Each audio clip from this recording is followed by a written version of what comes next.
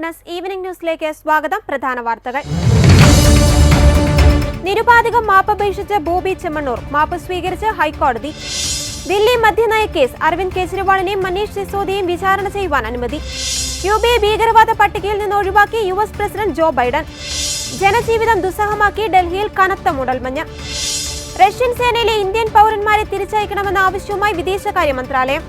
വാർത്തകൾ വിശദമായി. ജാമ്യം ലഭിച്ച ശേഷവും ജയിലിൽ നിന്ന് പുറത്തിറങ്ങാതിരുന്ന സംഭവത്തിൽ ബോബി ചെമ്മണ്ണൂരിന്റെ മാപ്പപേക്ഷ സ്വീകരിച്ച് ഹൈക്കോടതി. സംഭവത്തിൽ വിഷമമുണ്ടെന്നും നിരുപാധികം മാപ്പപേക്ഷിക്കുന്നെന്നും ബോബി ചെമ്മണ്ണൂർ ഹൈക്കോടതിയിൽ പറഞ്ഞു. നാക്കുപിഴയാണ് ഉണ്ടായതെന്നും അതിനാൽ ഇതിൽ തുടർ നടപടികൾ ഉണ്ടാകരുതെന്നുമുള്ള ബോബി ചെമ്മണ്ണൂരിന്റെ അപേക്ഷ കോടതി സ്വീകരിച്ചു. ജാമ്യവുമായി ബന്ധപ്പെട്ട് ഇന്ന് മൂന്നാം തവണയാണ് കോടതി ബോബിയുടെ അഭിഭാഷകരെ വിളിച്ചു വരുത്തി സംസാരിച്ചത്. കോടതി ഉയർത്തിയ എല്ലാ ആശങ്കകളും തങ്ങളും പങ്കുവയ്ക്കുന്നെന്ന് അഭിഭാഷകർ വ്യക്തമാക്കി. സംഭവിച്ചതിൽ ബോബിക്ക് നല്ല വിഷമമുണ്ട്. നിരുപാധികം മാപ്പുപേക്ഷിക്കുന്നു. ജയിലിൽ നിന്ന് പുറത്തിറങ്ങിയപ്പോൾ നിറയെ മാധ്യമ പ്രവർത്തകരായിരുന്നു. അപ്പോൾ സംഭവിച്ച നാക്കുപിഴയായി കണ്ട് നടപടികളൊന്നും സ്വീകരിക്കരുതെന്ന് ബോബിയുടെ അഭിഭാഷകർ കോടതിയോട് പറഞ്ഞു. ഒളിമ്പിക്സിനെ മെഡൽ നേടി വന്നതുപോലെയാണ് ബോബി പുറത്തു വന്നത്. പ്രഥമ ദൃഷ്ട്യ നിലനിൽക്കുന്ന കുറ്റകൃത്യം ചെയ്ത ആളാണ്. അയാൾ ജുഡീഷ്യറിക്കെതിരെ യുദ്ധം പ്രഖ്യാപിക്കുകയാണ് ചെയ്തതെന്നും കോടതി പറഞ്ഞു. തുടർന്ന് ബോബി ചെമ്മണ്ണൂരിന്റെ മാപ്പപേക്ഷ സ്വീകരിച്ച് കേസ് തീർപ്പാക്കുകയായിരുന്നു. നേരത്തെ തടവുകാരെ സഹായിക്കാനാണ് ജാമ്യം ലഭിച്ചിട്ടും തലേന്ന് പുറത്തിറങ്ങാതിരുന്നതെന്ന് മാധ്യമങ്ങളോട് ബോബി പറഞ്ഞു എന്നറിയിക്കാൻ കോടതി നിർദ്ദേശം നൽകിയിരുന്നു. ബോബിയുടെ ജാമ്യം റദ്ദാക്കാൻ നോട്ടീസ് നൽകാനും മടിക്കില്ലെന്ന് ജസ്റ്റിസ് PV കുഞ്ഞികൃഷ്ണൻ മുന്നറിയിപ്പ് നൽകുകയും ചെയ്തു. ബുധനാഴ്ച രാവിലെ ബോബിയുടെ അഭിഭാഷകരെ വിളിച്ചു വരുത്തിയ കോടതി എന്തുകൊണ്ടാണ് ചൊവ്വാഴ്ച കാക്കനാട് ജില്ലാ ജയിലിൽ നിന്ന് പുറത്തിറങ്ങാതിരുന്നതെന്ന് അന്വേഷിച്ചിരുന്നു. പിന്നാലെ രൂക്ഷ വിമർശനം ഉന്നയിക്കുകയും കോടതിയെ ധിക്കരിച്ചാൽ ജാമ്യം റദ്ദാക്കുന്നത് ഉൾപ്പെടെയുള്ള നടപടികൾ സ്വീകരിക്കുമെന്നും പറഞ്ഞു. ഉച്ചയ്ക്ക് 12-ന് കേസ് വീണ്ടും പരിഗണിച്ചപ്പോൾ ബോബിയുടെ അഭിഭാഷകർ നിരുപാധികം മാപ്പ് പറഞ്ഞു. പക്ഷേ കോടതി അംഗീകരിച്ചില്ല. തടവുകാർക്ക് വേണ്ടിയാണോ ബോബി തലേന്ന് ജയിലിൽ കഴിഞ്ഞതെന്ന് മാധ്യമങ്ങളോട് പറഞ്ഞു എന്നറിയിക്കാൻ കോടതി നിർദ്ദേശം നൽകി. 1:45 വിഷയം വീണ്ടും കേട്ടപ്പോൾ ബോബിയുടെ അപേക്ഷ കോടതി സ്വീകരിക്കുകയായിരുന്നു. തദ്ദേശീയമായി നിർമ്മിച്ച 2 മുൻനിര കപ്പലുകളും ഒരു അന്തർവാഹിനിയും രാജ്യത്തിന് സമർപ്പിച്ച പ്രധാനമന്ത്രി നരേന്ദ്രമോദി. മിസൈൽ നശീകരണ കപ്പലുകളായ INS സൂറത്ത്, സ്റ്റെൽത്ത് യുദ്ധക്കപ്പലായ INS നീലഗിരി, അന്തർവാഹിനി INS വാക്ഷീർ എന്നിവയാണ് കമ്മീഷൻ ചെയ്തവ. മുംബൈ നേവൽ ഡോക്യാർഡിൽ വെച്ച് സമർപ്പിച്ച മിസൈൽ നശീകരണ കപ്പലുകൾ 3 പ്രതിരോധ നിർമ്മാണത്തിലും സമുദ്ര സുരക്ഷയിലും രാജ്യത്തിന്റെ സുപ്രധാനമായ കുതിച്ചുചാട്ടത്തെ അടയാളപ്പെടുത്തുന്നതാണ്. ഇന്ത്യയിൽ തന്നെ നിർമ്മിച്ച ഈ 3 മുൻനിര പോരാളികളും രാജ്യത്തിന് അഭിമാനമാണ്. ഇന്നത്തെ ഇന്ത്യ ലോകത്തിലെ ഒരു പ്രധാന നാവിക ശക്തിയായി ഉയർന്നു വരികയാണെന്ന് പ്രധാനമന്ത്രി പറഞ്ഞു. ഇന്ത്യയുടെ സമുദ്ര പൈതൃകത്തിന് വലിയ ദിവസമാണിതെന്ന് അഭിപ്രായപ്പെട്ട പ്രധാനമന്ത്രി ഛത്രപതി ശിവജി മഹാരാജിന്റെ നാവികസേനയെ സംബന്ധിച്ച കാഴ്ചപ്പാടുകളെക്കുറിച്ചും അനുസ്മരിച്ചു. 7400 ടൺ കേവ് ഭാരമുള്ള കപ്പലാണ് സൂറത്ത്. നീലഗിരിക്ക് 6670 ടൺ ഭാരമാണുള്ളത്. ഡീസൽ ഇലക്ട്രിക് എഞ്ചിനിൽ പ്രവർത്തിക്കുന്ന വാക്ഷീറിന് 1600 ടണ്ണാണ് ഭാരം. ഇവ 3 അത്യാധുനിക സെൻസറുകളും ആയുധങ്ങളും വഹിക്കാൻ ശേഷിയുള്ളവയാണ്. മുംബൈയിലെ മസഗോൺ ടോക്സ് ലിമിറ്റഡ് ആണ് യുദ്ധക്കപ്പലുകൾ നിർമ്മിച്ചത്. ഇവ ഡിസംബറിൽ നാവികസേനയ്ക്ക് കൈമാറിയിരുന്നു. 2030 ആകുമ്പോഴേക്കും 155 മുതൽ 160 വരെ യുദ്ധക്കപ്പലുകൾ സേനയുടെ ഭാഗമാക്കുക എന്നതാണ് നാവികസേന ലക്ഷ്യമിടുന്നത്. സേനയുടെ മിക്ക യുദ്ധക്കപ്പലുകളും അപ്പോഴേക്കും കാലഹരണപ്പെടുമെന്നാണ് കണക്കുകൂട്ടുന്നത്. നിലവിൽ 130 യുദ്ധക്കപ്പലുകളും 251 യുദ്ധവിമാനങ്ങളും ഹെലികോപ്റ്ററുകളുമാണ് നാവികസേനയ്ക്കുള്ളത്. കോൺഗ്രസിന്റെ പുതിയ ആസ്ഥാന മന്ദിരം സാധാരണ മന്ദിരമല്ലെന്നും രാജ്യത്തെ ലക്ഷക്കണക്കിന് പേരുടെ ത്യാഗത്തിന്റെ പ്രതീകമാണെന്നും രാഹുൽ ഗാന്ധി. മന്ദിരം ഉദ്ഘാടനം ചെയ്ത ശേഷം തിരഞ്ഞെടുക്കപ്പെട്ട നേതാക്കളെ അഭിസംബോധന ചെയ്യുകയായിരുന്നു രാഹുൽ. പ്രസംഗത്തിൽ RSS മേധാവി മോഹൻ ഭാഗവതിന്റെ സ്വാതന്ത്ര്യ പരാമർശത്തെയും രാഹുൽ വിമർശിച്ചു. RSS മേധാവി 1947-ൽ സ്വാതന്ത്ര്യം ലഭിച്ചില്ല എന്നാണ് പറഞ്ഞത്. രാമക്ഷേത്ര നിർമ്മാണത്തിന് ശേഷമാണ് സ്വാതന്ത്ര്യം കിട്ടിയതെന്ന് മോഹൻ ഭാഗവത് പറയുന്നു. ഇതിലൂടെ ഭരണഘടന സ്വാതന്ത്ര്യത്തിന്റെ പ്രതീകമല്ല എന്നാണ് മോഹൻ പറഞ്ഞു വെക്കുന്നതെന്നും രാഹുൽ വിമർശിച്ചു. ഭരണഘടന എന്ന കോൺഗ്രസിന്റെ ആശയവും RSSന്റെ പ്രത്യയശാസ്ത്രവും തമ്മിലാണ് ഇപ്പോൾ പോരാട്ടമെന്നും രാഹുൽ പറഞ്ഞു. രാജ്യത്ത് ഇപ്പോൾ ഏകാധിപത്യത്തിനാണ് മുൻതൂക്കം. ഇതിനെല്ലാം തടയിടാൻ കോൺഗ്രസിന് മാത്രമേ കഴിയുകയുള്ളൂ എന്നും രാഹുൽ പറഞ്ഞു. തുടർന്ന് പ്രസംഗിച്ച മല്ലികാർജുൻ ഖാർഗെ പുതിയ ആസ്ഥാന മന്ദിരത്തിലെ ലൈബ്രറി ഹാളിന് മൻമോഹൻ സിംഗിന്റെ പേര് നൽകുകയാണെന്ന് അറിയിച്ചു. അതേസമയം പുതിയ കോൺഗ്രസ് ആസ്ഥാനത്തിന്റെ പേരിനെ ചൊല്ലി വിവാദം. ആസ്ഥാനത്തിന് പുറത്ത് സർദാർ മൻമോഹൻ സിംഗ് ഭവൻ എന്ന പേരിൽ ഫ്ലെക്സ് സ്ഥാപിക്കപ്പെട്ടതാണ് വിവാദങ്ങൾക്ക് തുടക്കമിട്ടത്. ആരാണ് ഫ്ലെക്സ് സ്ഥാപിച്ചത് എന്ന് വ്യക്തമല്ല. അതിനാൽ തന്നെ ഇക്കാര്യം വിവാദമാക്കേണ്ടതില്ല എന്നാണ് നേതാക്കളുടെ നിലപാട്. എന്നാൽ വിഷയം വിവാദമാക്കി BJP രംഗത്തെത്തിയിട്ടുണ്ട്. ഇന്ദിരാഭവൻ എന്നാണ് പുതിയ കോൺഗ്രസ് ആസ്ഥാനത്തിന്റെ പേര്. ആസ്ഥാനത്തിന് പുറത്ത് മൻമോഹൻ സിംഗ് ഭവൻ എന്ന പേരിൽ ഫ്ലെക്സ് കണ്ടതോടെ BJPയും രൂക്ഷമായ വിമർശനവുമായി രംഗത്തെത്തിയിട്ടുണ്ട്. ജീവിച്ചിരുന്നപ്പോൾ ഗാന്ധി കുടുംബം മൻമോഹൻ സിംഗിനെ ബഹുമാനിച്ചില്ലെന്ന നിലപാടുമായി BJP നേതാവ് അമിത് മാളവ്യ രംഗത്തെത്തിയിട്ടുണ്ട്. മൻമോഹൻ സിംഗിന്റെ പേര് പുതിയ ആസ്ഥാനത്തിന് നൽകി അദ്ദേഹത്തെ ബഹുമാനിക്കാനുള്ള അവസരമാണിത്. ശരിയായ തീരുമാനം കോൺഗ്രസ് ആണ് എടുക്കേണ്ടതെന്നും അമിത് മാളവ്യ കൂട്ടിച്ചേർത്തു. റഷ്യൻ കൂലിപ്പട്ടാളത്തിൽ ജോലി ചെയ്യുന്ന ഇന്ത്യൻ പൗരന്മാരെ എത്രയും വേഗം തിരിച്ചയക്കണമെന്ന ആവശ്യം ആവർത്തിച്ച് ഇന്ത്യൻ വിദേശകാര്യ മന്ത്രാലയം. വ്യാജ തൊഴിൽ വാഗ്ദാനത്തിൽ അകപ്പെട്ട് റഷ്യൻ സേനയുടെ ഭാഗമായി തൃശൂർ കുട്ടനല്ലൂർ സ്വദേശി ബിനിൽ ബാബുവിന്റെ മരണത്തിന് പിന്നാലെയായിരുന്നു വിദേശകാര്യ മന്ത്രാലയത്തിന്റെ ഔദ്യോഗിക വക്താവ് രൺധീർ ജയ്സ്വാൾ പ്രസ്താവന ഇറക്കിയത്. ബിനിലിന്റെ മരണത്തിൽ ഇന്ത്യൻ വിദേശകാര്യ മന്ത്രാലയം അനുശോചനം അറിയിച്ചു. സമാനമായി റിക്രൂട്ട് ചെയ്യപ്പെട്ട മലയാളി യുവാവിനെ എത്രയും വേഗം സൈനിക സേവനത്തിൽ നിന്ന് നീക്കണമെന്നും വിദേശകാര്യ മന്ത്രാലയം ആവശ്യപ്പെട്ടു. റഷ്യൻ ആർമിയിൽ റിക്രൂട്ട് ചെയ്തിരുന്ന ഇന്ത്യൻ പൗരന്റെ നിർഭാഗ്യകരമായ മരണത്തെക്കുറിച്ച് വിവരം ലഭിച്ചു. സമാനമായി റിക്രൂട്ട് ചെയ്യപ്പെട്ട കേരളത്തിൽ നിന്നുള്ള മറ്റൊരാൾക്ക് പരിക്കേറ്റിട്ടുണ്ട്. ഇദ്ദേഹം മോസ്കോയിലെ ഒരു ആശുപത്രിയിൽ ചികിത്സയിലാണ്. മരിച്ചയാളുടെ കുടുംബത്തിന്റെ ദുഃഖത്തിൽ ഞങ്ങളും പങ്കുചേരുന്നു. മോസ്കോയിൽ എംബസി കുടുംബവുമായി ബന്ധപ്പെടുന്നുണ്ട്. മൃതദേഹം ഇന്ത്യയിലേക്ക് കൊണ്ടുപോകാനുള്ള ശ്രമങ്ങൾ നടത്തുകയാണ്. സാധ്യമായ എല്ലാ സഹായങ്ങളും നൽകുന്നുണ്ട്. മൃതദേഹങ്ങൾ എത്രയും വേഗം ഇന്ത്യയിലേക്ക് കൊണ്ടുവരാൻ റഷ്യൻ അധികാരികളുമായി ചേർന്ന് പ്രവർത്തിക്കുകയാണെന്നും വിദേശകാര്യ മന്ത്രാലയം വക്താവ് രൺധീർ ജയ്സ്വാൾ പ്രസ്താവനയിൽ പറഞ്ഞു. മനുഷ്യക്കടത്തിനിരയായ യുവാക്കളെ രക്ഷിച്ച് നാട്ടിലേക്ക് എത്തിക്കാനുള്ള ശ്രമം നടക്കുന്നതിനിടയിലാണ് ബിനിൽ ബാബുവിന്റെ മരണം. അതേസമയം ബിനിൽ ബാബുവിന്റെ ഒപ്പമുണ്ടായിരുന്ന തൃശൂർ കുറാഞ്ചേരി സ്വദേശി ജെയിനാണ് റഷ്യൻ അധിനിവേശ യുക്രൈനിൽ നിന്നും റഷ്യൻ തലസ്ഥാനമായ മോസ്കോയിൽ എത്തിയത്. ജെയിൻ തന്നെയാണ് വാട്സ്ആപ്പ് കോളിലൂടെ മോസ്കോയിലെത്തിയ വിവരം കുടുംബാംഗങ്ങളെ അറിയിച്ചത്. യുക്രൈനിലുണ്ടായ ഷെല്ലാക്രമണത്തിൽ ജെയിനും പരിക്കേറ്റിരുന്നു. ശേഷം കുറച്ചുനാൾ അവിടെയുള്ള ആശുപത്രിയിൽ ചികിത്സയിലായിരുന്നു. 2 ദിവസം മുൻപാണ് മോസ്കോയിലുള്ള ആശുപത്രിയിൽ എത്തിയത്. ആശുപത്രിയിലുള്ള ഫോട്ടോയും ജെയിൻ ബന്ധുക്കൾക്ക് അയച്ചു കൊടുത്തിരുന്നു. കുടുംബസുഹൃത്ത് വഴി കഴിഞ്ഞ ഏപ്രിലിലാണ് ബിനിലും ജെയിനും റഷ്യയിലേക്ക് പോയത്. ഇലക്ട്രീഷ്യൻ ജോലി എന്ന് പറഞ്ഞാണ് ഇരുവരെയും റഷ്യയിലേക്ക് കൊണ്ടുപോയത്. പിന്നീടാണ് അവിടെ പെട്ടുകിടക്കുകയാണെന്ന് മനസ്സിലായത്. അവിടുത്തെ മലയാളി ഏജന്റ് കബളിപ്പിച്ചാണ് ഇരുവരെയും കൂലിപ്പട്ടാളത്തിനൊപ്പം അകപ്പെടുത്തിയത്. ഇന്ത്യൻ ബഹിരാകാശ രംഗത്ത് പുതുചരിത്രം കുറിച്ച് പിക്സൽ സ്പേസ് രാജ്യത്തു നിന്നുള്ള ആദ്യ സ്വകാര്യ ഉപഗ്രഹ ശൃംഖല കഴിഞ്ഞ ദിവസം ബഹിരാകാശത്തെത്തി. അമേരിക്കൻ സ്വകാര്യ ബഹിരാകാശ വിക്ഷേപണ ഗവേഷണ കമ്പനിയായ സ്പേസ് എക്സ് ആണ് ഫയർഫ്ലൈ എന്ന് പേരിട്ടിരിക്കുന്ന ശൃംഖലയിലെ 3 അത്യാധുനിക ഭൗമ നിരീക്ഷണ ഉപഗ്രഹങ്ങൾ ലോ എർത്ത് ഓർബിറ്റിൽ വിന്യസിച്ചത്. ബഹിരാകാശ ചരിത്രത്തിലെ ഏറ്റവും നൂതനമായ ഭൗമ നിരീക്ഷണ ഉപഗ്രഹങ്ങളാണ് ഫയർഫ്ലൈ എന്നാണ് പിക്സൽ സ്പേസ് വിശേഷിപ്പിക്കുന്നത്. കാലിഫോർണിയയിലെ വാൻഡൻബർഗ് സ്പേസ് ഫോഴ്സ് ബേസിൽ നിന്ന് സ്പേസ് എക്സിന്റെ കരുത്തുറ്റ ഫാൽക്കൺ 9 റോക്കറ്റ് കുതിച്ചുയർന്ന ഇന്ത്യൻ ഉപഗ്രഹങ്ങളടക്കമുള്ള 131 പേലോഡുകളുമായാണ്. ട്രാൻസ്പോർട്ട് 12 എന്നായിരുന്നു ഈ ദൗത്യത്തിന്റെ പേര്.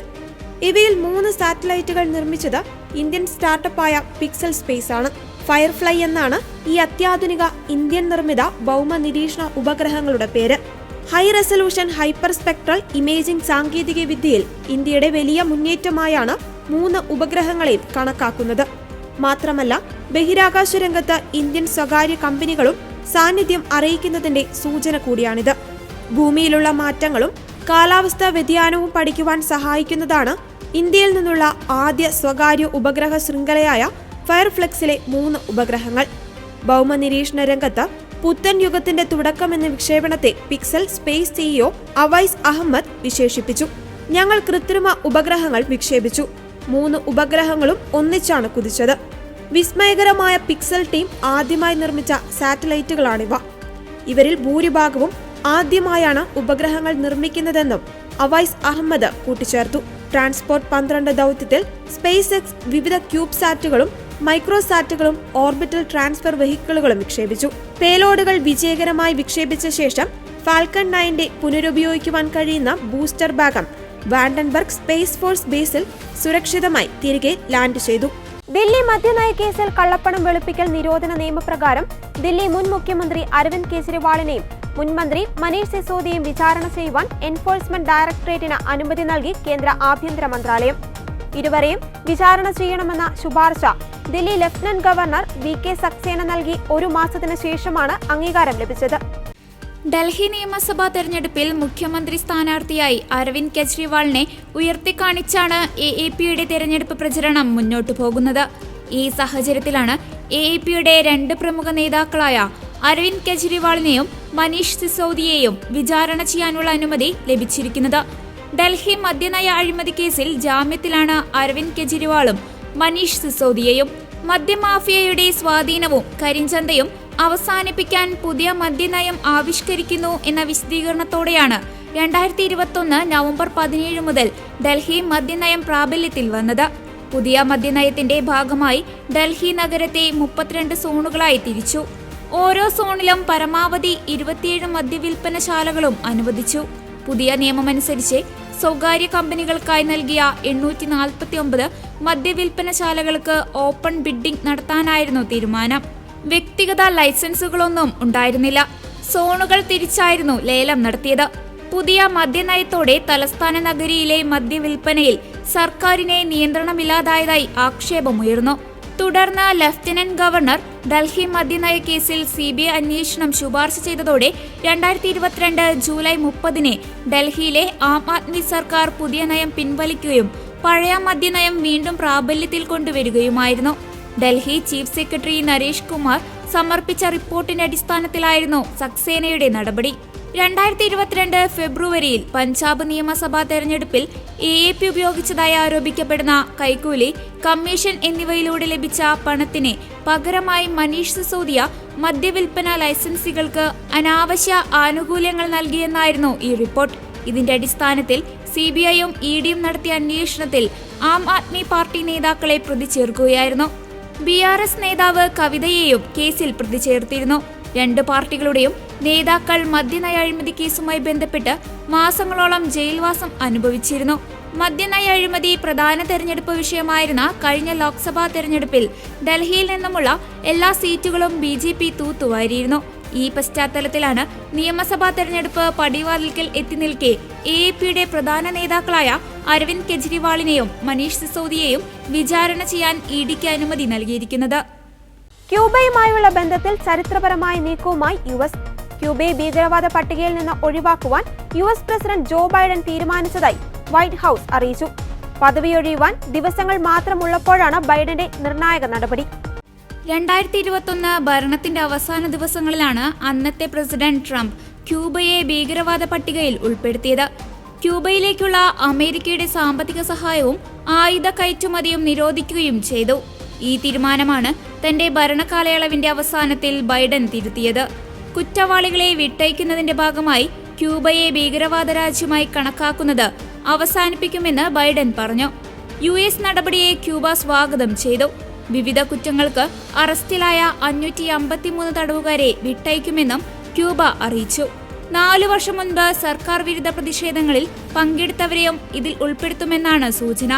ബൈഡന്റെ നീക്കം ശരിയായ ദിശയിലേക്കുള്ള ചുവടുവയ്പ്പാണെന്ന് ക്യൂബയുടെ വിദേശകാര്യ മന്ത്രാലയം പ്രതികരിച്ചു.